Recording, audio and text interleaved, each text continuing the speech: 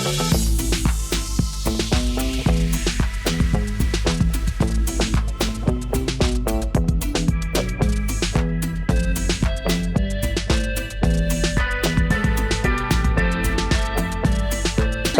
warahmatullahi wabarakatuh. Selamat bertemu kembali teman-teman di channel Rumah Indra Official. Kali ini kita berkunjung di salah satu kafe di Kota Tanjung Pinang bersama dengan Kak Lia ya Kak ya, di Cafe Lux & Co ya Kak. Oke Kakak Lia, mungkin bisa dikenalkan dulu profilnya, nama dan tempat lahir mungkin di mana? Nama saya Yulia Oktadina. Saya kebetulan anak Tanjung Pinang asli. Saya lahir di Tanjung Pinang, saya besar di Tanjung Pinang. Walaupun kemudian saya merantau, tapi saya balik lagi ke Tanjung Pinang. Oh iya, merantau kemana tuh Kak? Kuliah. Oh kuliah, di mana kuliahnya gitu Kak? Kemarin saya sempat kuliah di Jogja. Oh di Jogja. Terus kemudian saya balik lagi ke Tanjung Pinang. Balik lagi Tanjung Pinang ya. Berbisnis di Tanjung Pinang. Oke. Udah lama nih Kak kafenya nih Lux & Co. Kebetulan Lux & Co itu tahun ini masuk tahun ketiga. Tahun ketiga, oke. Jadi kita buka itu after COVID kemarin. Oh setelah COVID baru Kakak bikin kafe ini ya? Iya. Oke. Jadi pas COVID kita prepare. Nah setelah mulai COVID mereda kita buka kafe. Buka kafe. Gimana? Ada cerita tentang Cafe Lux & Co ini Kak yang bisa di-sharing ke teman-teman di channel kita? Mungkin apa ya, kok bukanya coffee shop gitu ya. Jadi waktu pertama abis PPKM itu kan saya nih senangnya nongkrong sih. Oh, hobi nongkrong ya Kak? Pantes ya Kak? Nongkrong ke sana ke sini ketemu teman, yuklah kita ke sana. Misalnya teman-teman bisnis juga paling senangnya ya udah tempat coffee shop. Tempat coffee shop. Jadi karena senangnya seperti itu, jadi kayaknya wah kayak seru nih kalau buka sendiri ya daripada nongkrong tempat lain. Iya. Akhirnya saya ngulik nih tentang kopi, mulai dari bijinya. Karena saya senang dari coffee shop ke coffee shop, ternyata nggak semua kopi itu saya bisa minum. Oh iya. Jadi saya ngulik lagi nih, kenapa kok saya nggak bisa minum biji yang ini? Kenapa saya nggak bisa minum yang ini? Saya tuh dulu asal minum kopi asam lambung. Asam lambung. Jadi kalau sekarang ketemu teman-teman yang asam lambung, saya nggak minum kopi, saya nggak asam lambung. Oh tenang, sini saya ajarin deh triknya. Di sini nggak akan asam lambung ya Kak? Kemudian Kak gimana cerita selanjutnya? Jadi udah mulai akhirnya saya belajar juga tentang sampai mesinnya gitu. Jadi akhirnya saya pilih lah kopinya, bijinya saya pilih. Saya kayaknya memutuskan saya fokus di Arabica karena satu kafeinnya rendah, dan dia aman buat tubuh kita, itu satu. Yang kedua, akhirnya saya pilih mesin yang memang bisa benar-benar menghasilkan suatu rasa kopi itu nikmat gitu, bukan sekadar matengin kopi. Betul. Oh begitu ceritanya dulu Kak ya. Berarti semuanya Kakak pelajari otodidak sendiri ya? Riset sendiri ya? Kita kan sekarang ada YouTube-nya, banyak banget guru kita kan ya, di sekolah, jadi memang harus rajin. Ada Google ya Kak ya? Ada YouTube. Pelajarin sendiri, oke. Terus kemudian selain usaha kopi, ada usaha yang lain juga Kak? Kebetulan kopi ini itu usaha yang kedua. Oh yang kedua, yang pertamanya apa nih Kak? Yang pertamanya kita di ekspedisi. Oh ekspedisi. Ekspedisi pertama, usaha pertama kita di saya memang sangat ya, memang yang anak muda kan mencoba ekspor ini akhirnya orang tua saya juga nggak jauh-jauh dari ekspedisi. Udah saya akhirnya mengambil bidang ini dan mencoba. Jadi orang tua saya itu memberikan kesempatan buat saya memegang satu brand, mau nggak pegang SPC. gitu. Karena orang tua saya sudah di Suci. Oh iya. Jadi karena beliau biasa Beda brand ya kak ya? iya beda brand. Jadi nggak boleh bareng gitu. Iya. Saya bilang oke lah gitu. Iya. Padahal kan tadinya kayaknya enak nih ngelanjutin gitu. Tinggal lanjutin, rupanya Iya. disuruh merintis dari awal. Iya, rupanya disuruh merintis. Iya. Ya sudah nggak apa-apa. Kayaknya saya ditantang deh gitu. Iya, kan. iya. Ya udah saya coba. Apa kesulitan yang pernah kakak alamin kalau selama usaha JNE ini kak? Banyak banget ya kak? Banyak banget. Tantangannya banyak banget. Apalagi saya ngerintisnya dari nol. Saya waktu ngerintis cuma dikasih ibaratnya karyawan satu, meja satu, Karyawan timbangan satu.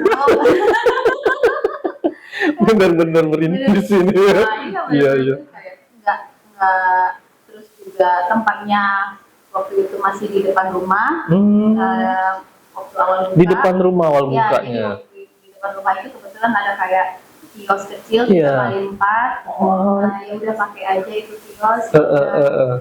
Bingung juga kan apa yang mau saya kerjain.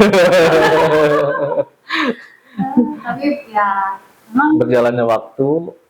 saya belajar karena kan memang ya seorang pengusaha itu ya dia memang harus merasa tertantang. Walaupun itu sebenarnya bukan kayaknya ini bukan saya deh, saya perempuan, kok disuruh ngurus begini sih gitu kan. Tapi ya kayak kalau saya sukses, kayaknya ini jadi inspirasi deh buat yang lain gitu kan. Betul. Ya udah saya aja lah. Tak ada kata menyerah ya kak ya. Ada. Pokoknya lanjut terus ya kak ya. Ada masalah selesaiin gitu ya. Jadi saya juga termasuk orang yang selama di JNE, walaupun ayah saya juga di polisi, ketika di JNE ada masalah, saya nggak ngadu. Saya coba pikirin sendiri, saya cari jalannya sendiri, sampai mungkin menumpang. Ya kalau bisa sih, pokoknya kalau udah beres, baru saya cerita. Dan alhamdulillah selama ini saya jalanin seperti itu. Dan mungkin berkat kemandirian kali ya. Jadi, mandiri ya. Dari dulu tuh memang kayaknya saya orangnya tipenya apa-apa kayaknya nyari solusi sendiri gitu. Mandiri dan ketekunan juga ya kak ya. Tekun aja pokoknya, konsistensinya ya. Kita kalau mau berusaha, buat teman-teman nih yang mau mulai usaha, kak.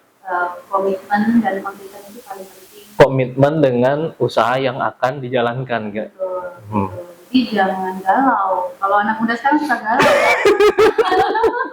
Gampang galau ya kak ya. Gampang galau. Iya. Jangan galau. Harus komit dan jatuh bangun tuh biasa.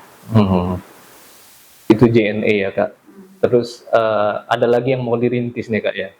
Selain usaha yang sudah berjalan ya. Ada yang baru lagi nih yang mau dirintis nih kak. Gak katanya batik ya? Ada. Batik apa kak namanya kak? Batik Bulang Linggi. Bulang Linggi ya. Bulang Linggi ini ada histori juga nih kak ya? Nama Bulang Linggi itu nama kapal. Oh nama kapal itu kak ya? Kapal dari Kepulauan Riau. Betul sekali. Kapalnya Raja Haji. Kapalnya Raja Haji. Kapal perangnya ya kak ya? Namanya Bulang Linggi. Kakak ambil dari nama itu untuk jadikan brand batik. Betul sekali. Luar biasa. Ini produk batiknya mungkin bisa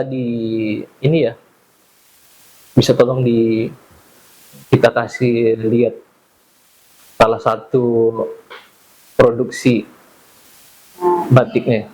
Ini batik Bulang Linggi. Luar biasa. Jadi batiknya ini kita lukis. Itu dilukis tangan ya kak? Iya, ini dilukis. Wow.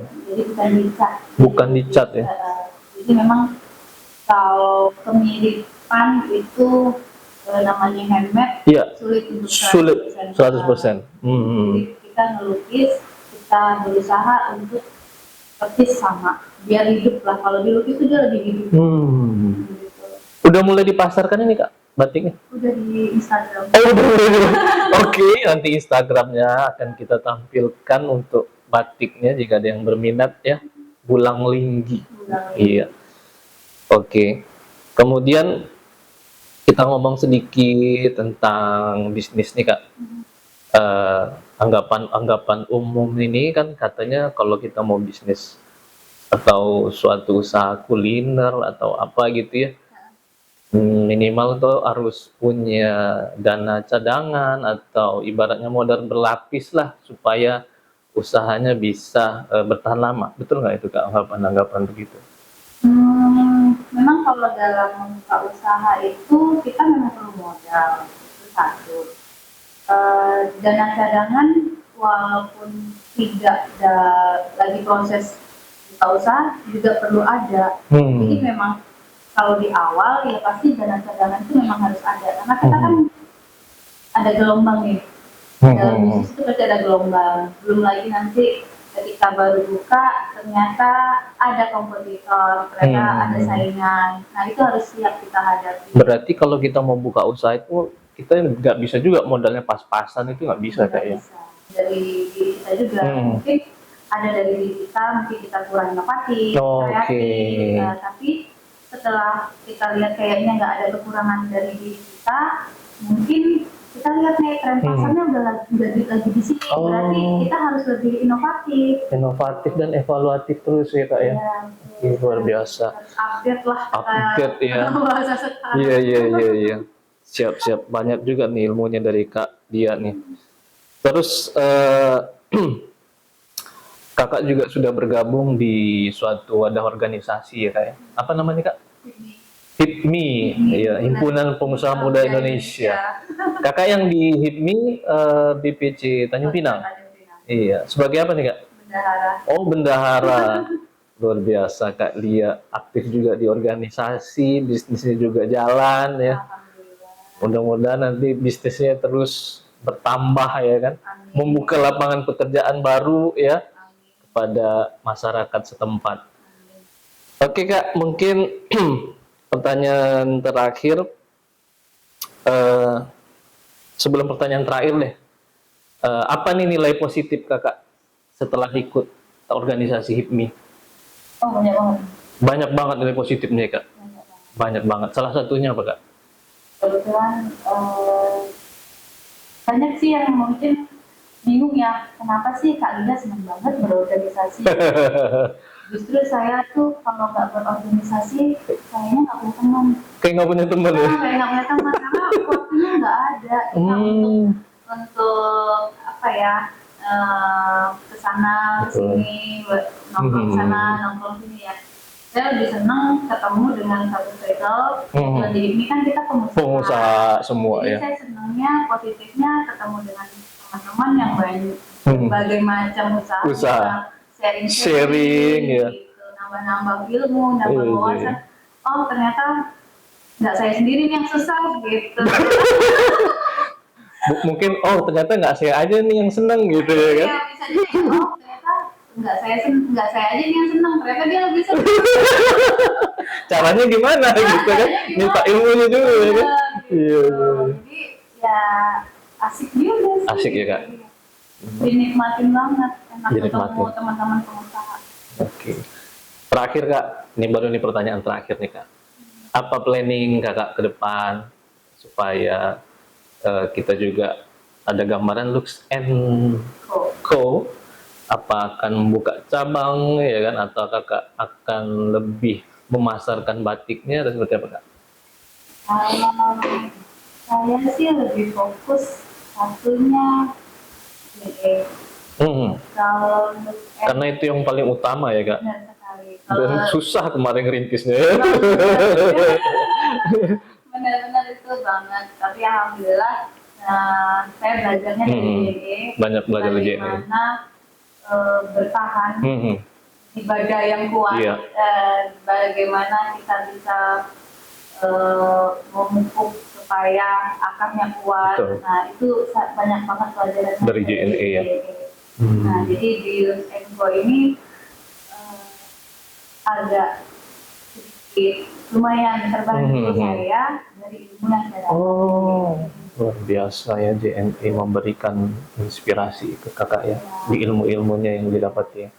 Tapi juga nggak menutup kemungkinan saya mungkin akan membuat cabang Lux & Co Nah itu gimana saya Iya. belum tahu, tapi yang pasti saya pengen kalau kita membuka suatu cabang atau mau yang membelah diri Iya, lagi ya, itu pastikan dulu fondasinya.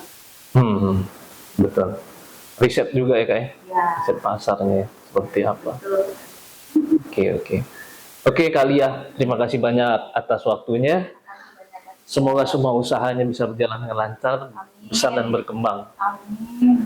Baik teman-teman Rumah Indra Official, demikian pembicaraan atau bincang santai kita dengan Kak Lia. Sampai jumpa di video selanjutnya. Sampai jumpa.